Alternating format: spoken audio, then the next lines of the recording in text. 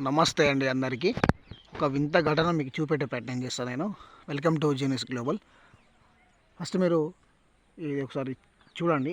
ఇది ఏంటంటే తాటి చెట్టు కొమ్మ కొమ్మల్లో ఒక రావి చెట్టును ఒకటి వేప చెట్టు మొలిచిందండి. మరి ఇది వింత ఘటన.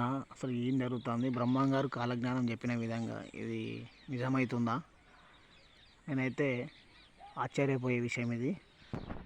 మొదట్లో చూసుకుంటే దానికి సంబంధించిన మొదలు ఉంటుంది కదా, మొదట్లో కూడా దానికి సంబంధించిన ఏర్లు కానీ ఏమీ లేవు, ఇంత కూడా లేవు. చూడండి, ఇంత కూడా లేవు. అయినా కానీ ఆ కొమ్మలో ఒక 2 చెట్లు మొలిచినాయి. మరి ఇది దీనికి సంబంధించింది, ఇది ఆశ్చర్యపోవాల్సిన విషయం. ఇది నిజంగా చెప్పాలంటే బ్రహ్మంగారు చెప్పిన కాలజ్ఞానం మనకు లైవ్లో కనబడుతుందని అయితే నేను భావిస్తూ ఉన్నాను. చూడండి, మీరు చూసి కామెంట్ చేయండి. ఇది ఎంతవరకు నిజమా లేదంటే ఏంటి, మీరు కూడా కామెంట్ చేయండి. దీన్ని చూసే ప్రయత్నం చేయండి.